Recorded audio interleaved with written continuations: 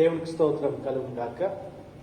మీ అందరికీ మన ప్రభువును రక్షకుడైన యేసుక్రీస్తు నామమున ఈ ఉదయకాలపు శుభములు తెలియజేస్తూ ఈ డివోషన్ ప్రారంభం చేసుకుందాం, ప్రార్థన చేసుకుందాం. తల వంచుండగా ప్రార్థన చేసుకుందాం. కృపా కనిక్రమ గల తండ్రి, పరిశుద్ధుడా, స్తోత్రార్హుడా, నీకు వందనాలు. మరి గడిచిన సంవత్సరం అంతయు మీరు కాచి కాపాడి ఈ నూతన సంవత్సరము నీ దయను మాకు కిరీటముగా అనుగ్రహిస్తున్నందుకు నీకు స్తోత్రాలు. దేవా, జరుగుతున్న ఈ డివోషన్ అంతట్లో మీ సన్నిధి మాకు తోడుగా ఉండి ఈ ఆరాధన ద్వారా మీరు మహిమ పొందుకోమని యేసుక్రీస్తు నామమున అడిగి వేడుకుంటున్నాం పరమ తండ్రి, ఆమేన్. ఆంధ్ర క్రైస్తవ కీర్తన నుండి 383వ కీర్తన అందరం కలిసి పాడుకుందాం. 383వ కీర్తన. ప్రార్థన వినెడి పావనుడా, ప్రార్థన మాకు నేర్పుమయా. ప్రార్థన వినెడి పావనుడా, ప్రార్థన మాకు నేర్పుమయా. శ్రేష్టమైన భావము గూర్చి శిష్య బృందముకు నేర్పితివి. శ్రేష్టమైన భావము గూర్చి శిష్య బృందముకు నేర్పితివి. పరముడ నిన్ను ప్రణుతించెదము, పరలోక ప్రార్థన నేర్పుమయా. ప్రార్థన వినెడి పావనుడా, ప్రార్థన మాకు నేర్పుమయా. పరమదేవుడా వని తెలసి కరములెత్తి జంటగా మోచి. పరమదేవుడా వని తెలసి కరములెత్తి జంటగా మోచి. శిరమును వంచి సరిగను వేడిన సుంకరి ప్రార్థన నేర్పుమయా. ప్రార్థన వినెడి పావనుడా, ప్రార్థన మాకు నేర్పుమయా. దిన దినాంబు చేసిన సేవా దైవ చిత్తముకు సరిపోవా. దిన దినాంబు చేసిన సేవా దైవ చిత్తముకు సరిపోవా. దీనుడవయ్యు దికముగా కొందను చేసిన ప్రార్థన నేర్పుమయా. ప్రార్థన వినెడి పావనుడా, ప్రార్థన మాకు నేర్పుమయా. శత్రువు నిన్ను చుట్టుకొని సిలువ పైన నిన్ను చంపగను. శత్రువు నిన్ను చుట్టుకొని సిలువ పైన నిన్ను చంపగను.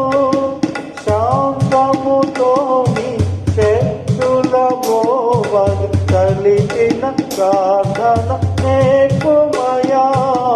ప్రార్థన వినెడి పావనుడా, ప్రార్థన మాకు నేర్పుమయా. దేవునికి స్తోత్రం కలుగునుగాక. మరొకసారి మీ అందరికీ మన ప్రభువును రక్షకుడైన యేసుక్రీస్తు నామమున మరి ఉదయకాలపు శుభములు తెలియజేస్తా ఉన్నాను. మిమ్మల్ందరినీ ఈ డివోషన్లోకి ప్రేమపూర్వకంగా ఆహ్వానిస్తా ఉన్నాను. మరి గడిచిన 2020 సంవత్సరం అంతా దేవుడు తన యొక్క సంరక్షణ కాపుదల మనకు అనుగ్రహించి ఏ విధమైన వ్యాధి బారిన పడకుండా తన యొక్క దయారెక్కల చాట భద్రపరిచి 2021వ సంవత్సరం మన జీవితాల్లో మరి తన దయను కిరీటంగా ధరింపచేసిన దేవాతి దేవునికి హృదయపూర్వక వందనాలు తెలియజేసుకుంటూ మరి డివోషన్ ప్రారంభం చేసుకుందాం. నేటి డివోషన్ కొరకు ఏర్పాటు చేయబడిన బైబిల్ పాఠములు యెషయా గ్రంథము 38వ అధ్యాయము 9వ వచనం నుండి 22వ వచనం వరకు. సువార్త పాఠము మత్తయి సువార్త 2వ అధ్యాయము 16వ వచనం నుండి 28వ వచనం వరకు. ఈ రెండు పాఠ్యభాగముల నుండి ఏర్పాటు చేసుకున్న అంశము కన్నీటి ప్రార్థన కృపాకార్యం. కన్నీటి ప్రార్థన కృపాకార్యం. పరిశుద్ధ గ్రంథంలో ప్రార్థన గురించి పరిపరి విధాలుగా చెప్పబడి ఉన్నది. శక్తివంతమైన ప్రార్థన మానవ జీవితంలో ఎన్నో అద్భుత కార్యాలు చేసేదిగా, దేవుని యొక్క అపూర్వమైన శక్తిని అనుగ్రహించేదిగా, ప్రార్థన ద్వారా దేవుని యొక్క గొప్ప కార్యాలు చూసిన యోధులను, భక్తులను పరిశుద్ధ గ్రంథంలో మనం చూడగలుగుతా ఉన్నాం. మానవ జీవిత విధానంలో ఈ సృష్టిలో ఏ జీవరాశికి లేని గొప్ప వరాన్ని దేవుడు మానవుడికి ఇచ్చాడు. ఆ వరం ఏంటంటే ప్రార్థన. ప్రార్థన అనే మాటను లాటిన్లో ప్రికరీ అనే మాట ఉపయోగించారు. ప్రికరీ అనే మాటకు అర్థము ఆస్ అనే మాట ఉపయోగించారు. ఆస్క్ ఎర్నెస్ట్లీ అనే మాటను ఇక్కడ ఉపయోగిస్తూ ఉన్నాడు. దేవుని ఆ ఉన్నతమైన కృపను పాత్రులుగా ఉండటానికి సిద్ధపడుతున్న మనము దేవుని యొక్క మహాకృప చేత మరి నూతన సంవత్సరంలో నూతన వాగ్దానాలతో, నూతన తీర్మానాలతో, దేవా మా జీవితంలో నీ కృపా సత్యములు ఎల్లప్పుడూ ఉండాలి, నీ కృపకు ప్రేమకు పాత్రలుగా జీవించాలనే ఒక నిర్ణయంతో నూతనంగా జీవితాన్ని ప్రారంభించుకోవాలని, ఆత్మీయంగా ప్రభులు ఎదగాలని ఆశపడే ప్రతి ఒక్కరిని వారి వారి జీవితాల్లో మరి గడిచిన కాలంలో కన్నీటితో హృదయాన్ని కదిలించే ఆవేదకరమైన విషయాలు చవి చూడగలిగాం. ఈ నూతన సంవత్సరము దేవుని యొక్క కృపా కార్యాలు పొందుకోవటానికి ఆనాటి కన్నీటి ప్రార్థన ఏ విధంగా దోహదపడుతూ ఉందో నేటి వాక్య సందేశం మనకు తెలియజేస్తా ఉన్నది. దేవుని యొక్క పరిశుద్ధ గ్రంథములో యెషయా గ్రంథం 38వ అధ్యాయము గమనించినట్లయితే ఇక్కడ ప్రార్థనకున్న శక్తిని గురించి మనకు వివరించబడతా ఉన్నది. ప్రార్థనకున్న శక్తి, ప్రార్థన మానవ హృదయాంతరంగంలోనూ శారీరకమైన రుగ్మతల నుండి ఆ ప్రార్థన ద్వారా దేవుడు ఎటువంటి స్వస్థతను కలుగజేస్తాడు, ఆ స్వస్థతను గురించిన వాక్యాలు మనం చూడగలుగుతా ఉన్నాము. ప్రవక్త అయిన యెషయా గ్రంథం 38వ అధ్యాయం ద్వారా ఆ మాటలు తెలియజేయబడతా ఉన్నాయి. యూదులను పాలించిన రాజులలో యూదా రాజుల్లో ప్రాముఖ్యమైన వ్యక్తి రాజైన హిజ్కియా. 22 మంది రాజులు పాలించగా 13వ రాజుగా హిజ్కియా తన పరిపాలన కొనసాగిస్తూ ఉన్నాడు. హిజ్కియా తన పరిపాలన కొనసాగిస్తున్నప్పుడు అనుకోని విధంగా తను అనారోగ్యంతో బాధపడుతున్న సందర్భాన్ని చూస్తూ ఉన్నాం. 25 సంవత్సరాలు వయసులోనే రాజుగా తన పరిపాలన ప్రారంభించి 29 సంవత్సరాలు పరిపాలించిన తరువాత అనుకోని విధంగా ఆయన అనారోగ్యంతో బాధపడుతున్నారు. అనారోగ్యం మాత్రమే కాదు, కానీ ఆయనకు అనేక సమస్యలు కూడా ఉన్నాయి. రాజుగా తన రాజ్యాన్ని సంరక్షించుకోవాల్సిన బాధ్యత తనపై ఉన్నది. ఆ బాధ్యతను ఆయన మోస్తున్నాడు. చుట్టూ అశ్షూరు రాజ్యము వారిపై దండయాత్ర చేయటానికి, యుద్ధం చేయటానికి సిద్ధంగా ఉన్నది. అశ్షూరులు వారిని ఆక్రమించాలని, వారిని చెరగా తీసుకుపోవాలని ప్రయత్నం చేస్తున్నారు. ఒక పక్క ఈ యొక్క పరాయి రాజులతో, శత్రు రాజులతో ఉన్న యుద్ధాలను బట్టి ఆయన కృంగిపోతున్నాడు. మరొక ప్రక్క తన శరీరం కూడా తనకు సహకరించట్లేదు. శారీరకంగా బలహీనుడిగా అనారోగ్యంతో బాధపడుతున్నాడు. మరణకరమైన రోగం ఆయన కలిగినది. ఈ మరణకరమైన రోగం ద్వారా ఆయన శారీరకమైన శ్రమను అనుభవిస్తూ ఉన్నాడు. శత్రువులు రాజులైన అశ్షూరులు యూదాను ముట్టడి వేస్తున్నారు. రాజ్యము క్లిష్టమైన పరిస్థితిలో ఉన్నది. అనారోగ్యము తను కృంగదీస్తూ ఉన్నది. శారీరకంగా మానసికంగా కృంగిపోయి ఉన్నాడు. ఇటువంటి కృంగిపాటులో, ఇటువంటి ఇబ్బందికరమైన పరిస్థితుల నుండి దేవుని వైపు చూస్తూ ఉంటాడు. దేవుని సన్నిధి నుండి ప్రవక్త వచ్చి హిజ్కియా రాజుతో మాట్లాడినప్పుడు ఆ మరణకరమైన రోగమును బట్టి దేవుడు ఏ సంగతినైతే బోధించాడో ప్రవక్త ఆ విషయాన్ని తెలియజేస్తున్నప్పుడు ఆ మాట విని ఆయన ఎంతోగానో దుఃఖపడతా ఉన్నాడు. ఎంతగా దుఃఖపడుతున్నాడంటే తన హృదయాంతరంగంలో ఉన్న ఆవేదన అంతా బయటకు తీసుకొచ్చాడు. కన్నీరుతో ప్రభుని ప్రాధేయపడుతున్నాడు.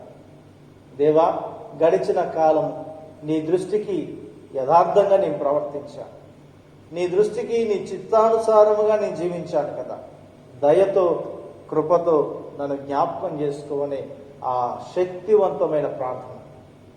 శక్తివంతమైన ప్రార్థన అంటే దీర్ఘ ప్రార్థనలు కాదు, కానీ అది ఎంత చిన్న ప్రార్థన అయినా దేవుని హృదయాన్ని సహితం కదిలించే ప్రార్థన. ఆ ప్రార్థన ఎవరు చేస్తున్నారంటే హిజ్కియా చేస్తూ ఉంటారు. సువార్తల పాఠాల్లో మనం చూస్తాం. దేవాలయంలో ఇద్దరు వ్యక్తులు ప్రార్థన చేసుకోవడానికి వచ్చారు, పరిసయ్యుడు, సమరయుడు. వీరు ప్రార్థనలు ఒకరు దీర్ఘ ప్రార్థన చేస్తూ ఉన్నారు. ఈ దీర్ఘ ప్రార్థనలో ప్రభువుని స్తుతిస్తున్నాడు, తను తాను హెచ్చించుకుంటున్నాడు. సమరయుడు అది స్వల్పమైన ప్రార్థనే కానీ, చిన్న ప్రార్థనే కానీ శక్తివంతమైన ప్రార్థన చేస్తూ ఉంటాడు. తన దీన స్థితిని ప్రభుకు చెప్పాడు. తన పాపపు స్థితి నుండి బయటపడటానికి ప్రభు సహాయపడతాడన్న నిరీక్షణ తనలో ఉంది. దేవుడు కార్యం చేస్తాడనే విశ్వాసం తనలో ఉంది. దేవుడు ఈ చిన్న ప్రార్థన అంగీకరించాడు. సమరయుని ప్రార్థన వింటున్నాడు. హిజ్కియా కూడా దీర్ఘ ప్రార్థనకు పోవట్లేదు. నేడు ప్రస్తుత దినాల్లో క్రైస్తవ లోకంలో ఉంటున్న సమస్య ఏంటంటే, ఎంత ఎక్కువసేపు ప్రార్థన చేస్తే అంత ఆత్మీయ నడిపింపుగా అనే ఆలోచన చేస్తూ ఉంటాం. ప్రార్థన చేస్తున్నప్పుడు ప్రభువుతో మనం సంభాషిస్తున్నామని, ప్రభువుతో మనం మాట్లాడుతున్నామని మన మనసులో తలంచుకోవాలి. వ్యర్థమైన మాటలు కట్టి పెట్టాలి. ప్రభువుతో మాట్లాడేటప్పుడు శ్రద్ధగా ఏం మాట్లాడుతున్నామో అది జాగ్రత్తగా మాట్లాడటానికి ప్రభువుతో మాట్లాడొచ్చా లేదా అనేది ఆలోచన చేస్తూ మాట్లాడాలి. దేవుడైన యెహోవా ఇశ్రాయేలు ప్రజలకు తన యొక్క ధర్మశాస్త్రాన్ని ఇచ్చేటప్పుడు ధర్మశాస్త్రంలో మొదటి ఆజ్ఞ, నీ దేవుడైన యెహోవా నామాన్ని వ్యర్థంగా ఆచరించదు, వ్యర్థంగా ఉచ్చరింపకూడదు. ఈ విషయంలో జాగ్రత్తను పాటించాలని దేవుడు వారికి హెచ్చరించాడు. హిజ్కియా ధర్మశాస్త్రం ఎరిగిన వ్యక్తి. హిజ్కియా దేవుని యొక్క మాటలు తెలిసిన వ్యక్తి, దేవుని వాక్యాన్ని గ్రహించిన వ్యక్తి. ఇక్కడ దీర్ఘ ప్రార్థనలకు పోవట్లేదు, విస్తారమైన స్తుతులతో ప్రభుని అడగట్లేదు. ఎంతో యథార్థంగా ప్రభుని అడుగుతున్నాడు. దేవా, గడిచిన కాలము నీ దృష్టికి నేను ఏ విధంగా నేనున్నానో దయతో మీరు నన్ను కృపతో జ్ఞాపకం చేసుకో. నీ కృపతో నన్ను జ్ఞాపకం చేసుకోమన్న ఆ చిన్న మాట తన జీవితాన్ని మార్చివేసి, ఆ చిన్న ప్రార్థన ఎంత శక్తివంతమైనది. ఆ శక్తివంతమైన ప్రార్థన ద్వారా దేవుని యొక్క కృపను ఎలా పొందుకున్నాడో ఈ నేటి వాక్యం అనేది తెలియజేస్తూ ఉన్నది. ఆయన శారీరక మానసికమైన ఇబ్బందులు ఎదురవుతున్నప్పటికీ, పరిస్థితులు తనకు అనుకూలంగా లేకపోయినా, ప్రజలు నైతికంగా దిగజారిపోతున్నారు, వారిలో దేవుని భయం బొత్తిగా లేదు, అనైతికత అనేది అక్కడ చూస్తున్నాం. ఇన్ని సమస్యల మధ్య ఆయన మాత్రము తను తీసుకున్న నిర్ణయం, ఎంత బలమైన నిర్ణయాన్ని తీసుకుంటున్నాడంటే, యెహోవాకు ప్రార్థన చేయాలనే ఆలోచన చాలా ప్రాముఖ్యమైనది. ఒక ప్రక్క నువ్వు బ్రతకవు, మరణకరమైన రోగం నీకున్నది, ఇక నీ యొక్క గృహాన్ని, నీ కుటుంబాన్ని చక్కబెట్టుకో అని ప్రవక్త మాట్లాడుతూ ఉంటే, ఆయన తీసుకున్న నిర్ణయం ఏంటంటే, కుటుంబాన్ని చక్కబెట్టుకోవటం కంటే ప్రభుని మరలా అడగాలనుకున్నాడు. ప్రభు సన్నిధానంలో ప్రాధేయపడాలనుకున్నాడు. ఆయన కృపా సత్య గలవాడు, కనికరమ గల దేవుడు అని ఆలోచన చేశాడు. ప్రవక్త అయిన యోవేలు గ్రంథము 2వ అధ్యాయము 12వ వచనంలో ప్రవక్త యోవేలు మాట్లాడుతూ, దేవునికి ఉన్న గొప్ప గుణలక్షణాన్ని గురించి వివరించాడు. ఆయన కనికరము గలవాడు, కృపా సత్య సంపూర్ణుడు, దీర్ఘశాంతము గలది. ఆయన యెహోవా అనే మాటను గుర్తు చేస్తున్నాడు. హిజ్కియా రాజు కూడా దేవునిపై ఆధారపడ్డాడు, ప్రార్థన చేయాలని నిర్ణయం తీసుకున్నాడు. ఎంతమంది మనం మన శ్రమలలో, కష్టాల్లో, ఇబ్బందుల్లో, ఇరుకుల్లో ప్రార్థన చేయాలని ఆలోచన చేస్తాం. వాటి నుండి బయటపడటానికి మానవ అవసరతల గురించి ఆలోచన చేస్తాం. ఇతరుల యొక్క సలహాల కొరకు, ఇతరుల యొక్క వారు చేసే మేల కొరకు మనం ఆలోచన చేస్తాం, కానీ ప్రార్థన చేయాలనే ఆలోచన మాత్రం మర్చిపోతా ఉంటాం. హిజ్కియా మొదటిగా దీర్ఘ ప్రార్థన చేయలేదు. హిజ్కియా రెండవదిగా ప్రభు పట్ల విశ్వాసాన్ని కనపరచారు, ప్రార్థన చేస్తూ ఉన్నాడు. ఆయన ప్రార్థన తన జీవితాల్లో ఎంతటి గొప్ప కార్యం చేసిందో చూస్తూ ఉంటాం. కీర్తన గ్రంథము 18వ కీర్తన 46వ వచనాన్ని గమనించినట్లయితే, కీర్తనలు 18వ సంకీర్తన 6వ వచనంలో, నీ దృష్టికి సమస్తము నేను ఎట్లు జరిగించుతునో కృపతో జ్ఞాపకం చేసుకోమని హిజ్కియా హృదయంలో మాట్లాడటం ద్వారా తన యొక్క హృదయాంతరంగంలో ఉన్న మాటలను దేవుడు ఆలకిస్తూ ఉన్నాడు. పై మాటలు మాట్లాడితే ఆయన హృదయాంతరంగంలో నుండి ఆ మాటలు వస్తూ ఉన్నాయి. తన యొక్క ఆత్మీయ సంద్రం గుండా బయలుదేరి ఒక ప్రార్థనకు హిజ్కియా నూతన నిర్వచనం ఇస్తా ఉన్నాడు. హిజ్కియా ప్రార్థనకి ఇస్తున్న నూతన నిర్వచనం ఏంటంటే, తన ఆధ్యాత్మికమైన సంద్రములోండి, ఆ ఆధ్యాత్మికమైన సంద్రంలో నుండి బయటకు వస్తున్న మాటల ద్వారా ప్రభువుని ప్రాధేయపడుతున్నాడు, ప్రభుతో సంభాషిస్తూ ఉన్నాడు. ఈ నూతన ఆలోచన తన హృదయాంతరంగంలో ఉన్న మాటలన్నీ కూడా ఏ విధంగా తన యొక్క స్థితిని తెలియజేసేదిగా, తన యొక్క యథార్థతను తెలియజేసే ఉన్నదిగో దేవుడు గుర్తించాడు. తద్వారా దేవుడు తను దీవించాడు. హిజ్కియా జీవితంలో గొప్ప మేలు పొందుకున్నాడు. ఆయన ప్రార్థన మనందరికీ ఆదర్శంగా నిలుస్తూ ఉన్నది. 15 సంవత్సరాలు మరలా ఆయుష్ పొడిగించబడతా ఉన్నది. నూతన సంవత్సర వేడుకలతో ఎంతో ఘనముగా జరుపుకుంటున్న మనం గడిచిన కాలం అంతా దేవుని కృపలో ఉన్నామని సంతోషించక, రాబోతున్న పరిస్థితుల కొరకు దేవుని వాక్యాన్ని చేతబట్టుకున్న వారు, వాక్యము మన జీవితాలకు వెలుగైనదని గ్రహిస్తూ వాక్యపు వెలుగులో మన జీవితాన్ని సరి చేసుకోవాలి. హిజ్కియా వలె దేవుని వాక్యములో మన జీవితాలు, మన త్రోవలను సరళం చేసే వాక్యాన్ని ఆధారం చేసుకోవాలి. తద్వారా దేవుని యొక్క కృపా కార్యాలను పొందుకుంటాం. దేవుని యొక్క కృపా కార్యాలు పొందుకుంటాము. దేవుని యొక్క ఆశీర్వాదాల చేత నింపబడతాం. ప్రార్థన హిజ్కియా జీవితంలో తన మనసుకు కలిగిన గాయాల నుండి మాన్పేసి, ప్రార్థన హిజ్కియా జీవితంలో ఒక పరివర్తన తీసుకొచ్చింది.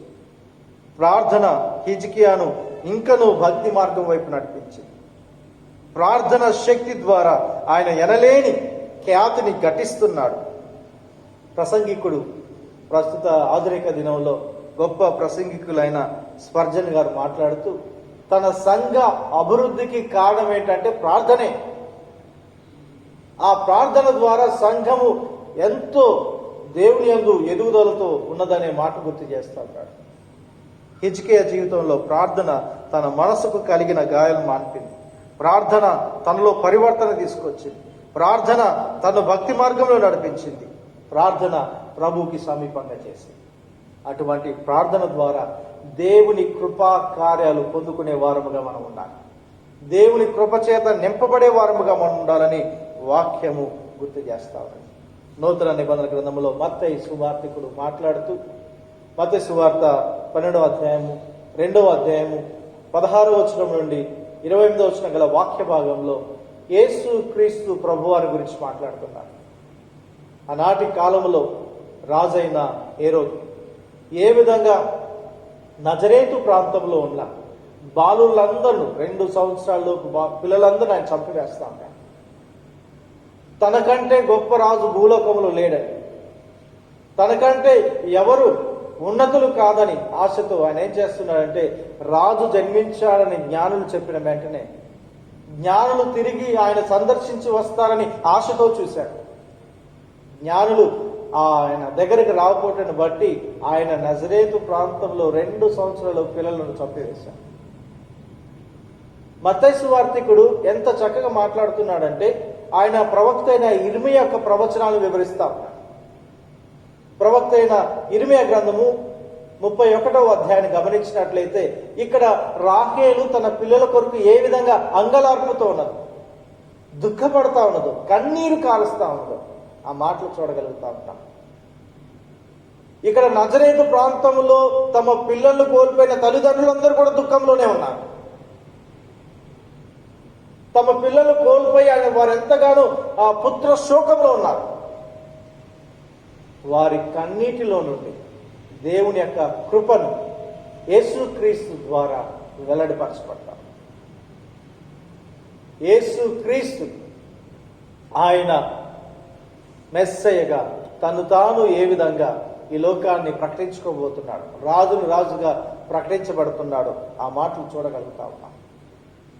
ప్రతి ఒక్కరి హృదయాలు కన్నీరు తోడటానికే ఆయన మెస్సయ్యగా వచ్చాడు. లూకా సువార్త 4వ అధ్యాయంలో ఈ నజరేత్ మేనిఫెస్టోలో యేసుక్రీస్తు ప్రభువారు ప్రవక్త అయిన యెషయా ప్రవచనాలు చెప్తాడు. ఆ నజరేత్ మేనిఫెస్టో గురించి మాట్లాడుతూ ఎవరైతే నలిగిన జీవితాలు కలిగి ఉన్నారు, నలిగిన రెల్లు వంటి వారు ఉన్నారు, నకనక మాట్లాడుతున్న ననపనెత్తి వారు ఉన్నారు, వారందరి జీవితాల్లో ఆదరణ, ఓదార్పు, వారి కన్నీళ్లు తొడవడానికి మెస్సయ్య తిరిగి వస్తున్నట్లుగా, దేవుని కృపా కార్యాన్ని ఆయన వెల్లడిపరచడానికి దిగి వచ్చినట్లుగా వాక్యము తెలియజేయబడతా ఉన్నది. రాహేలు ఏ విధంగా తన పిల్లల కొరకు అంగలారుస్తుందో ప్రవక్త అయిన ఇర్మియా మాట్లాడారు. చెరలో ఉన్న ఇశ్రాయేలు ప్రజలు ఉద్దేశించి ఆయన మాట్లాడుతూ రాహేలు ఎంత దుఃఖపడదో ఆ దుఃఖాన్ని గురించి వివరించారు. నూతన నిబంధన బృందంలో కూడా ఆ హేరోదు వల్ల నజరేతు ప్రాంతంలో అనేకులు చనిపోయారు. అనేక తల్లులు వారి విషయంలో దుఃఖపడుతున్నప్పుడు ఇక వారి దుఃఖాన్ని, ఇటువంటి తల్లుల దుఃఖాలు ఇక ఉండకూడదని క్రీస్తు తను తాను మెస్సయ్యగా ప్రకటన చేసుకున్న సందర్భాన్ని చూడగలుగుతా ఉన్నాం. దేవుని కృపా కార్యాన్ని క్రీస్తు ఈ లోకంలో కనపరచాడు. ఆయన నజరేత్ మేనిఫెస్టో ద్వారా దాన్ని బహిర్గతం చేస్తా ఉన్నాడు. దేవుని బిడ్డలారా, ఈ నూతన సంవత్సరంలో దేవుని యొక్క కృపకు పాత్రం అవటానికి ఇష్టపడుతున్న మనము ప్రార్థన అనే వెపన్ కలిగి ఉండాలి. ప్రార్థన అనే వెపన్ మనలో ఉంటే తప్పక అపవాదిని మనం జయించగలుగుతాము. ఈ సంవత్సరం అంతయు ఆయన కృప చేత, దీవెనల చేత నింపబడేవారు ఉంటాం. గడిచిన కాలాన్ని దేవుని యొక్క సన్నిధానంలో హిజ్కియా గుర్తు చేసుకున్నాడు. తను ఇచ్చిన ఆయుష్ని బట్టి దేవునిలో ఇంకా భయభక్తులతో ఆయన ముందుకు వెళ్తా ఉన్నాడు. ఇవ్వబడ్డ ఆ ఆయుష్ని బట్టి ఆయన ఎంతగా దీవించబడుతున్నాడో చూడగలుగుతా ఉన్నాం. ప్రార్థన ద్వారా తను పొందుకున్న లక్షణాలు మన జీవితాలు పొందుకొని దేవుని కృపా కార్యాలు ఈ లోకములో క్రైస్తవ బిడ్డలముగా క్రీస్తు ద్వారా పొందుకోవడానికి పరిశుద్ధాత్మ మన హృదయాలు స్థిరపరచుగాక.